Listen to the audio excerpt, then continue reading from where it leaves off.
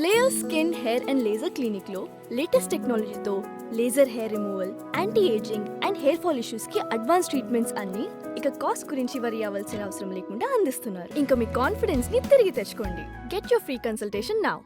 మరో బోరగడ్డగా మారిన మాజీ మంత్రి అంబటి రాంబాబు ట్రీట్మెంటు మరి ఎలా ఉంటుంది? వివరాల్లోకి వెళ్ళినట్లయితే పరిస్థితులు ఎలా ఉన్నాయంటే పైత్యం బాగా ముదిరిపోయింది అనుకోవాలా, లేకపోతే ఇంక ఏమనాలో కూడా అర్థం కాని పరిస్థితి. ఇప్పుడు ఏదైతే ఈ కల్తీ నెయ్యికి సంబంధించిన ఎపిసోడ్ ఉధృతంగా ప్రజల్లో చర్చ జరుగుతుందో, సిట్ ఏదైతే ఆ ఛార్జ్ షీటు కోర్టులో దాఖలు చేసినప్పటి నుంచి కూడా ఇక వాళ్ళ వర్షం వాళ్ళు, వీళ్ళ వర్షం వీళ్ళు, దీనిపైన మనం చాలా వీడియోలో మాట్లాడుకున్నాం. దీనికి సంబంధించి ఫ్లెక్సీలు కూడా ప్రింట్ చేశారు కదా.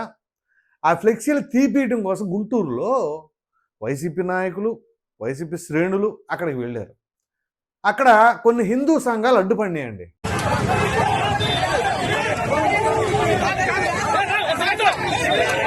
అరే అక్కడక్కడ తెలుగుదేశం పార్టీ కార్యకర్తలు కూడా ఉంటారుగా.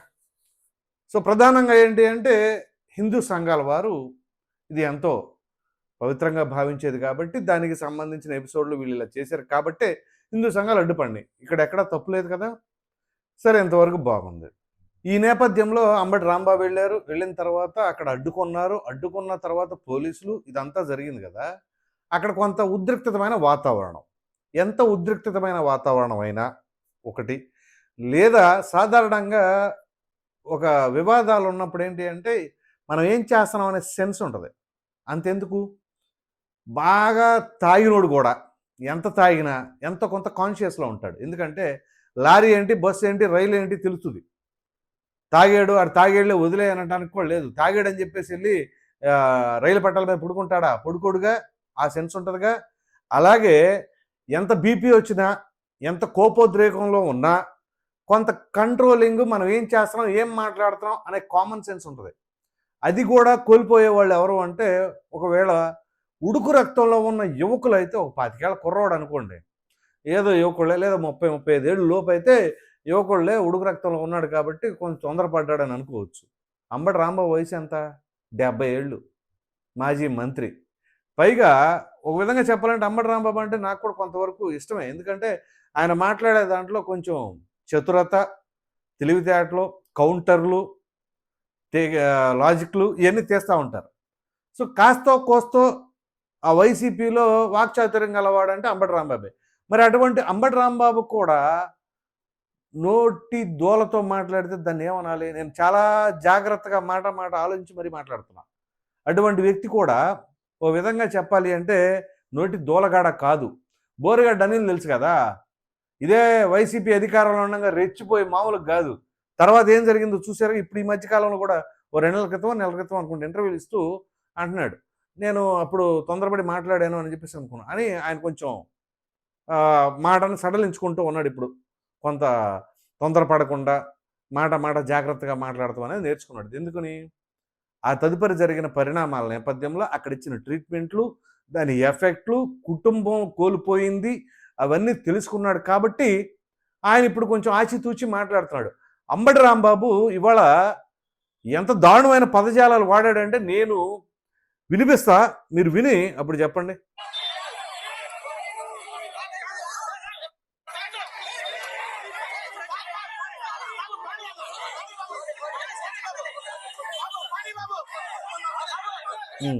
ఇక్కడ పోలీస్ అధికారి బాబు, పోనీ బాబు అని చెప్పేసి ఆ డ్రైవర్కి చెప్తున్నాడు, అంబటి రాంబాబు డ్రైవర్కి.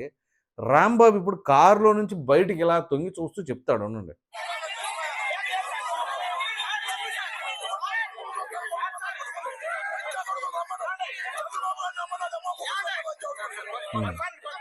ఏమన్నాడండి?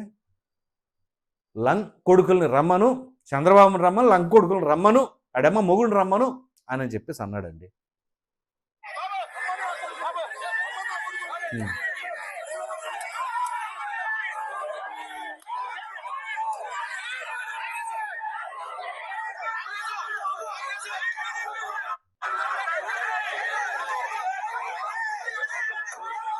ఇంకొకసారి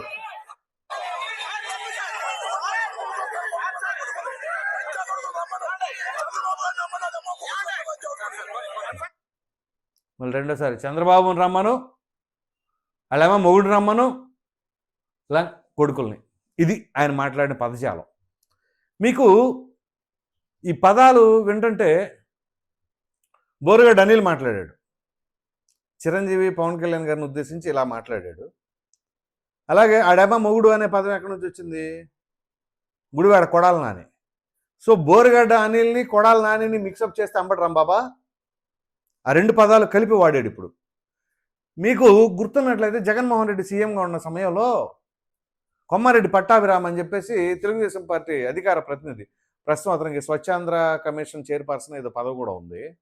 అతను ఇదే టీడీపీ కేంద్ర కార్యాలయంలో ప్రెస్ మీట్ పెట్టి మాట్లాడుతూ భోషాడికి అన్న పదం వాడాడు.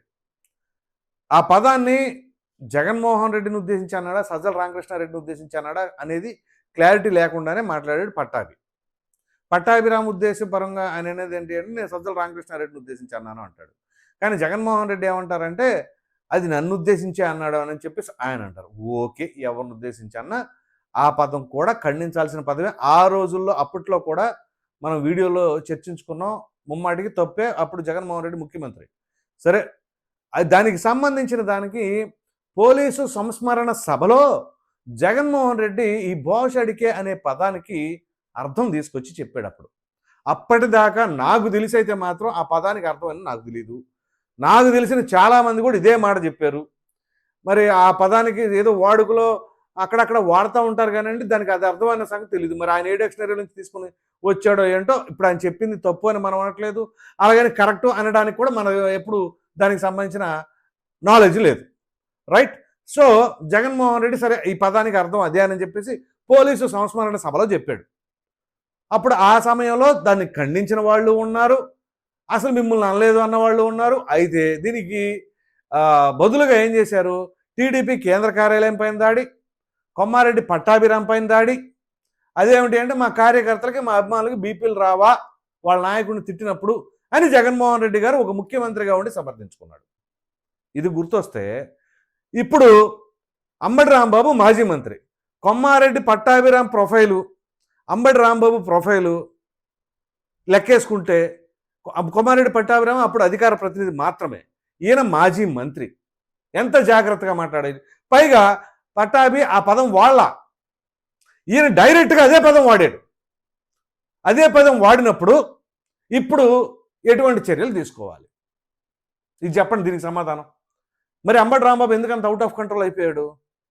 వీళ్ళకి ఇప్పుడు బీపీలు పెరిగిపోయి ఏం చేయాలో అర్థం కాక ఫ్రస్ట్రేషన్స్ వచ్చేసి ఇప్పుడు దానికి తగినట్టుగా ఈ మూడ్ ఆఫ్ నేషన్ అనే సర్వే కూడా వచ్చింది కదా. ఆ సర్వే ఇండియా టుడే సీ వాటర్ది. ఆ సర్వేలో వైసీపీ గ్రాఫ్ పడిపోయింది అని చెప్పేసి వచ్చింది. ఈ వైసీపీ గ్రాఫ్ పడిపోయింది. ఒక పక్కన చూస్తే జగన్మోహన్ రెడ్డి మేము మళ్ళీ వస్తాం అంటున్నారు. అది ఎక్కడా కూడా ప్రాక్టికల్గా పాసిబిలిటీ లేదు. దానికి తగినట్టుగా ఇప్పుడు వీళ్ళ యొక్క నోటి దోల. ఇప్పుడు ఈ నోటి దోల వల్ల ఏంటి పరిస్థితి? పైగా ఇప్పుడు అంబటి రాంబాబు ఎక్కడ ఉంటున్నాడు? గుంటూరులోనే ఉంటున్నాడు. ఈ బోరుగడ్డ అనేది గుంటూరే, ఈయన ఇప్పుడు గుంటూరులోనే ఉన్నాడు. సో ఇప్పుడు ఒకవేళ ఆయన ఏమన్నాడు, ఎవడొస్తాడు రమ్మని అంటున్నారు. ఇప్పుడు ఎంతో కొంతమందికి కొంత బీపీలు వస్తాయిగా. మరి జగన్మోహన్ రెడ్డి గారు చెప్పినట్టుగా కాకపోయినా కొంతమందికైనా బీపీ వస్తుందిగా. పైకి గుంటూరు ప్రాంతం చాలా రెబల్గా ఉంటారు. ఇప్పుడు అంబటి రాంబాబు ఇంటి మీదకి వెళ్తే ఏం చెప్తారు సమాధానం? మరి అఫ్కోర్స్ వైసీపీ వాళ్ళు వెళ్ళినంత దూకుడుగా అంత ఇదిగా టీడీపీ వాళ్ళు వెళ్ళరు, వాళ్ళ నాయకుడు ఒప్పుకోడు, దాంట్లో మొహమాటమే లేదు. సో అలా ఒప్పుకునే వాళ్ళే అయితే ఈ 2 సంవత్సరాలు ఈ రకంగా మాట్లాడరుగా. సైలెంట్గా ఎవరికాళ్ళు ఇళ్లలోంచి బయటికి రాకుండా మరలా ఎన్నికలు వచ్చినప్పుడు మరలా గెలిచేటప్పుడు చూడొచ్చులే అనే ఉద్దేశం ఉంటారు. కానీ ఈ రకంగా వచ్చి రోడ్ల మీద డ్యాన్సులు వేయటం లేదా బూతులు తిడటం ఈ చేయరు.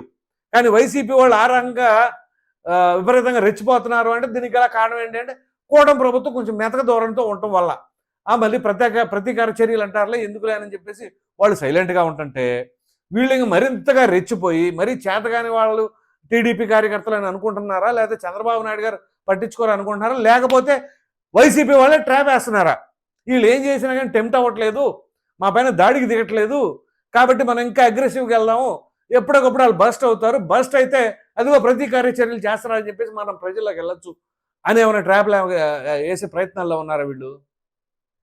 సో వీళ్ళు ఎంతటి డేంజర్ అంటే వీళ్ళ స్కెచ్లు, మీరు ప్రజా జీవితంలో ప్రజల మన్ననలు పొందాలి అంటే ప్రజలకి అనుగుణంగా నడవాలి, ప్రజా సమస్యలు ఏంటో వాటి పట్ల పోరాడాలి. కానీ సున్నితమైన అంశాలను లేవనెత్తుతూ వాటిపైనే ఇదిగో రాద్ధాంతాలు చేస్తూ చివరికి సిట్ ఇచ్చిన నివేదిక కూడా మార్చి మార్చి చెబుతూ అసలు ఏమి జరగలేదని, అక్కడ సిట్ ఆల్రెడీ కల్తీ జరిగిందని డైరెక్ట్గా చెప్పింది కదా ఇప్పుడు ప్రభుత్వానికి ఇచ్చిన నివేదికలో. మరి ఇంత జరుగుతుంటే వీళ్ళు ఇప్పుడు ఏంటేంటో నిన్న ప్రెస్ మీట్లు పెట్టి ఇదిగా మాట్లాడారు.